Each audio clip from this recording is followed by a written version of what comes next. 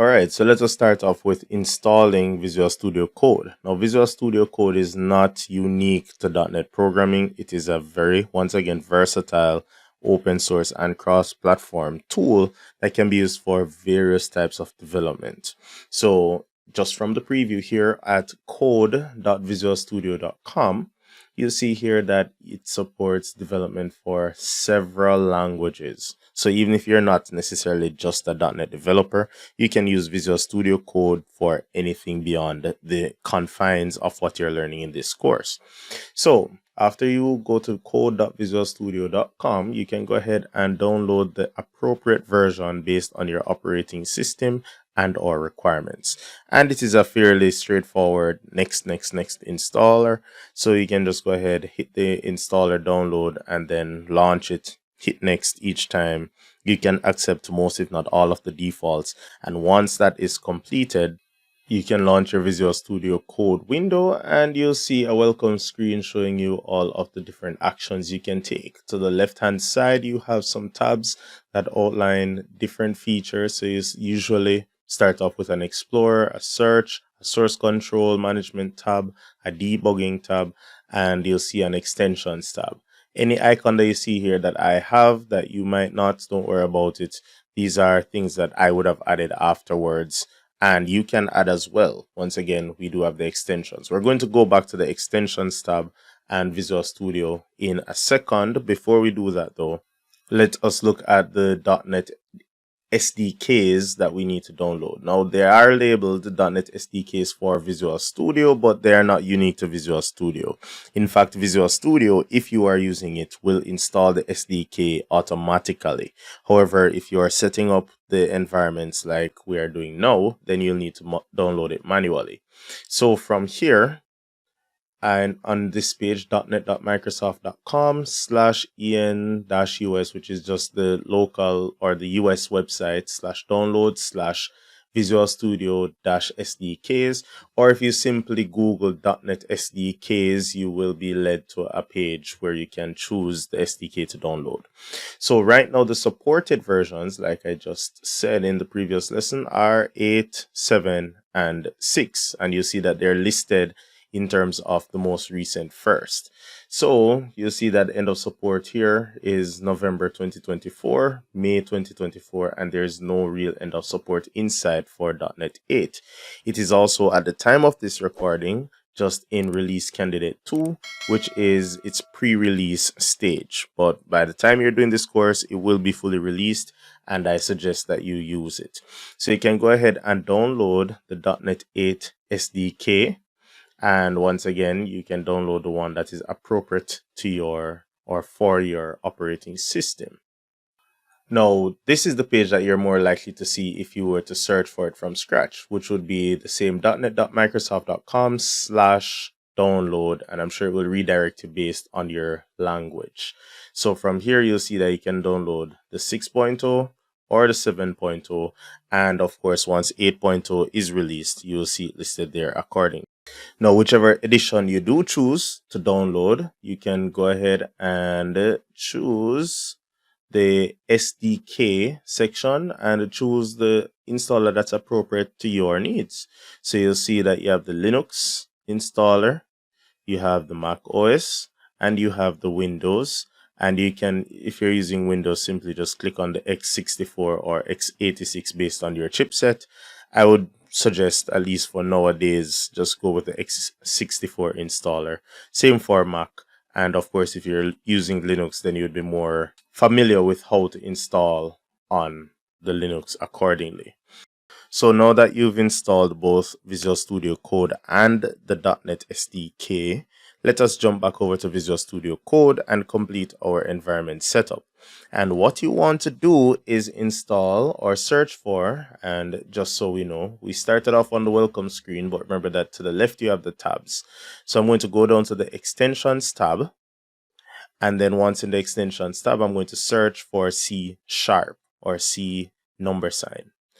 Once I do that, the first thing that appeared for me, the first search result, hopefully that's the same result that comes for you. And if not, then we're looking for C# dev kit. So if you type out C# dev kit or you search for C#, C# Dev Kit should be one of your search results. Once you have C# Dev Kit found, you can go ahead and install it. Now you can click the little button here that says install, but I already have it installed, so I don't have that button. But just for context, here's another extension that I don't have installed yet. So you can either click the install here, or if you click on the item, you can click install. Of course, there is further reading that you can indulge in just to understand what this C# Dev Kit entails and what benefits it brings, but it does give you several features to make you feel as though you are in Visual Studio. So it transforms Visual Studio Code into that kind of environment so that you can actually follow along with most of what I'll be doing in Visual Studio, even if you're using Visual Studio Code. And don't worry about it. I'm going to try my best to kind of balance the playing field so that whether you're in Visual Studio or Visual Studio Code, you'll feel comfortable following along with the activities. Now, as a final act, just to make sure that we have the .NET SDK installed, running, and waiting to be used, I want us to launch the terminal. Now, there are two ways to do that. You can launch the terminal from your computer by simply pressing the start menu and going to your command prompt, or if you're using a pro version of Windows, you might have terminal already built in. So I'm just going to go ahead and launch the terminal from my computer, and this is the regular command prompt window. And from here, I'm going to type the word .NET and then say -- then version. Now, once I do that, it will show me the version that I have installed. Another thing that I could do to get more information would be .NET -info. And this will actually show me even more information about the .NET SDKs that I have installed, where they are, and which versions they are. So you see here, I have the latest version of .NET 8 RC. However, I do have 3.1, 5, 7, and 2 versions of 8 all installed on my machine. So you don't need all of these. As long as you have 6, 7, or 8 installed on your machine, then you're good to go for this course. In Visual Studio Code, you can also launch the terminal by holding down on Control and pressing the tilde button, which is that squiggly line that is right next to the numeral 1 on your keyboard. And from here, you can do the same thing, .NET -version. So anytime throughout the course when I show you that you can run a command, you can use this terminal as well. So now that we have our environment set up, let's get right into it. So now that you have the Visual Studio Code IDE as well as the .NET SDK installed, let us take a quick tour to see what it takes to, one, create a C# console app project, and two, run it using Visual Studio Code. Now, here we have our Visual Studio Code window. And what you would want to do is go over to the Solution Explorer, or the Explorer rather. And from here, you have the option to create or open a folder, clone a repository. And because we have the dev kit installed, we can also create a .NET project from right here. So that's the option that we're going to take. So I'm going to go ahead and create a .NET project. And then from here, we select our template. So in this lesson, we're going to be looking at the console app. You can also type just so it filters down to the exact one you want. So I'm going to select console app, and then it's going to ask me, where do you want to store it? Now, personally on my computer, I have a dedicated folder in my C drive called projects. So anytime I do certain projects, I put them here. So I'm going to go ahead and navigate to that projects folder and select that folder. If you want, you can go to somewhere where you know you'll be able to find the project later on. So go ahead and navigate to your target folder and select the folder, and then give it a few seconds. Now it's asking, what would you like to name the project? So I'm going to give it the same name that we gave the Visual Studio project, because they're not in the same location, of course. So you cannot have two projects with the same name in the same location. So I have them in different locations, but just to be consistent, we'll call it console app.helloworld. And then press enter to confirm that name. Give it a few moments. And voila, now we have our console app.helloworld project created. We get a solution file, And if I expand this, you'll see that we also get the program.cs file as well as the csproj file. So if I click program.cs, you'll see the same line of code, console.writeLine, and we saw the same thing in Visual Studio. So what does this tell you? It doesn't matter the tool, the context remains the same. The templates remain consistent across the tools that were used to generate them, because at the end of the day, both Visual Studio and Visual Studio Code are interacting with the .NET CLI, which is actually in charge of spinning up these templates anyway. So we'll always get the same. So whether you're using Visual Studio or Visual Studio Code, you will have a consistent experience in the development for console applications. So now that we have the console.writeLine and our program.cs file created, let us see how we can run it. Now, if I go over to the tab that has the play button and that little bug, you'll see here run and debug. And then from here, I can click run and debug. Now it will ask me to select the debugger. And in this case, we are building a C# app. So I'm going to say C# and give it a few moments. And then after a little deliberation and setup, you'll see here the debug console becomes active. And if you just scroll down, you'll see where your code has executed, which is hello world being printed to the console.